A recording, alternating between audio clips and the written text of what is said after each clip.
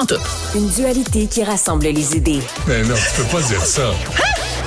On rembobine cette affaire-là. Non. Prends soin de toi, là. Oui, Hein, tu me tu protèges. sais. Je le sais. Contre toi-même. La rencontre du rocher du Trisac. Écoute, Benoît, quand Ouais. je parle. Tu sais, Sophie, je te trouve toujours belle, mais Ouais. aujourd'hui, il y a quelque chose vraiment de spectaculaire, là. Je sais pas ce que t'as, mais... Attends, laisse-moi...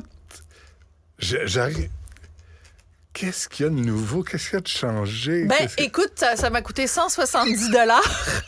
Donc, j'espère que tu le remarques. Ah oui, c'est ça, hein? J'espère que tu le remarques parce que, ben, en fait, j'ai fait Un nouveau disparaître veston? mes petits. Ouais, c'est ça. C'est le bleu, c'est quand je porte du bleu. Ah, ça me saute aux yeux. Non, je suis allée chez la coiffeuse. Puis la coiffeuf m'a teint les cheveux puis m'a enlevé mes petits cheveux blancs. Quelques-uns, Et à peine. on en parlait. Ça m'a coûté 170 $. Puis je demande pas, là, je fais pas pitié, là. C'est non. ça que ça coûte. Bon. Puis elle m'a brossé les cheveux après, puis des petits traitements, puis tout ça. Bon. Et là, je me disais, ben, parce que tu m'as complimenté tout à l'heure avant l'émission, et je t'ai dit, ben, ça me coûte, moi, 170 $ de plus que toi. Parce que toi, ton blanc, tu l'assumes, tu l'endosses, tu le chéris, tu le glorifies. Non, pas du tout. Tu le banalises, non, tu l'haïs. Je l'haïs oui, mais tu profondément. dépenses pas 170 $ Mais pour comme on te dit, faire brunir le cheveu. M'en calisse. Tu t'en gâtes. Ben, non, ouais, mais- qu'est-ce que tu veux faire? Puis Oui. en plus, j'en ai plus. Oui. Fait que, tu sais, c'est un combat C'est inutile un à mener. combat de chaque instant, mais ton combat restera toujours moins important que le mien et celui de plein de femmes. Et à rabais. Et je veux pas parler de Lisa Laflamme, tu sais, donc qui avait dit, qui laissait entendre à tout le moins qu'elle avait été mise à la porte de CTV, entre autres parce que ses patrons aimaient pas ça. Un de ses patrons aimait pas ça, l'avoir en ondes avec ses cheveux gris, blancs, puis tout ça. Il y en a qui assument, il y en a qui assument pas. Moi, je l'ai assumé pendant un bon petit moment, là. Mais à un moment donné, la repousse étant ce qu'elle est. Il faut se prendre en main. Bon, parlons de Buffy Sainte-Marie. Mais c'est c'est une beau, belle hein? job, hein? Ouais, Regarde. vraiment.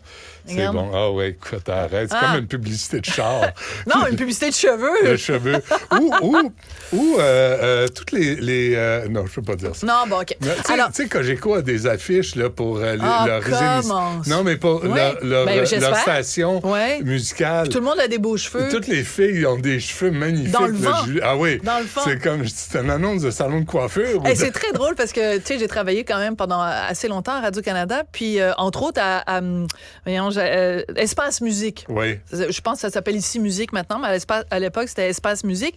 Et on avait fait la photo parce que j'étais l'image officielle. Peux-tu Ouais. croire que j'ai déjà été l'image officielle? La première personne en ondes à ici Musique, c'était moi.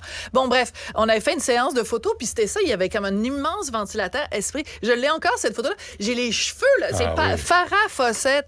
Farrah Fawcett, ça s'en allait Attends comme une ça, minute. là. Farrah Fawcett. Ouais, Fawcett. Farrah Fawcett. Farrah Fawcett. Elle était ça en est- hot. oh my Est-ce que tu avais, God. toi, Oui. l'affiche? OK, parfait. J'avais un poster de Farrah Fawcett. Je l'ai jamais mis sur le mur parce que ma mère m'aurait engueulé, mais je l'avais quelque part. Et En toutes tes couvertures. sacramouille. Bon, on était censé parler de Buffy Sainte-Marie, qui est un tout autre sujet, mais peut-être qu'il nous reste plus de temps. Ben, non? vas-y, On a encore un vas-y. peu de temps. Vas-y. Buffy Sainte-Marie, je t'en avais parlé parce que, CBC a fait une énorme enquête sur elle. Donc, si vous la connaissez pas, auteur, compositeur, interprète, supposément d'origine autochtone, a commencé sa carrière dans les années 60, puis ça a été une immense vedette jusqu'à temps que la CBC, donc il y a quelques semaines, fasse un coup d'éclat avec un reportage qui démontrait, document à la pluie, qu'elle avait strictement aucune origine autochtone, qu'elle venait plutôt d'une famille italo-américaine. Et donc, mais on l'avait pas vraiment entendu, Buffy Sainte-Marie, réagir directement au reportage de la CBC.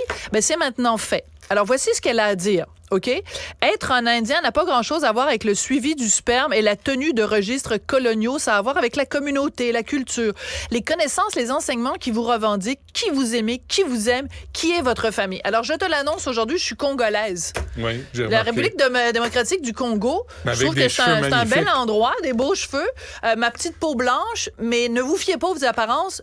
C'est pas un bout de papier qui va me définir. C'est clair, madame, là? t'as raison. Bon. Ton ressenti Je suis congolaise. Ton ressenti prime Je suis à la congolaise. réalité. Alors, donc, ce qu'elle nous dit, finalement, Buffy Sainte-Marie, c'est que...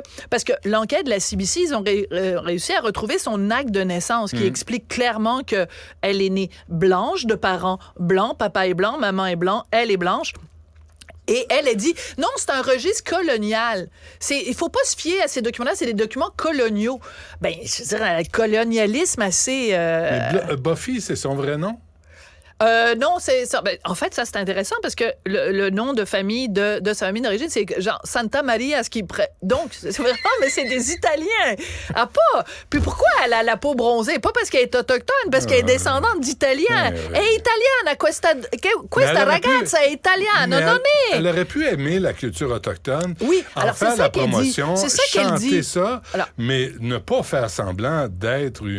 Voilà, parce que dans le reportage de la CBC, qui est absolument fabuleux, ils sont retrouvés à travers les années. À un moment donné, elle dit qu'elle est algonquine. À un moment donné, elle dit qu'elle est Micmac. Puis à un moment donné, elle dit qu'elle écrit.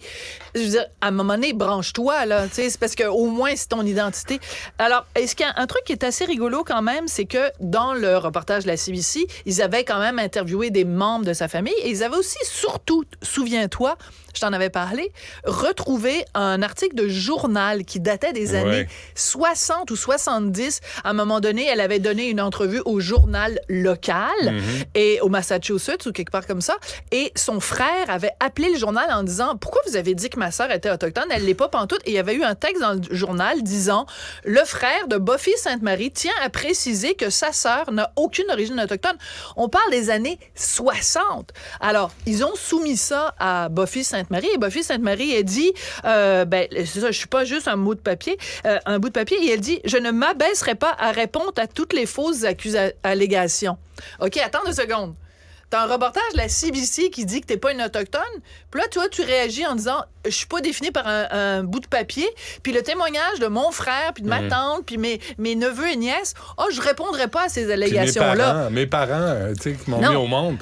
Mais le problème, c'est que la CBC, tout le long du reportage, l'a contacté à 3 ou 4 reprises en disant « On a des documents, on veut que vous réagissiez. » Elle dit « Non, je réagirai pas. » Une fois que le reportage est sorti, 1 mois plus tard, elle réagit en disant « Je répondrai pas aux allégations. » Donc, je veux dire, il y a anguille sous roche, là. Anguille sous roche, tu dis? Ben là. Oh, t'es perspicace. Merci, Sophie. Restez connectés. Tout ce que vous avez manqué est disponible sur l'application Cube ou en ligne au cube.ca.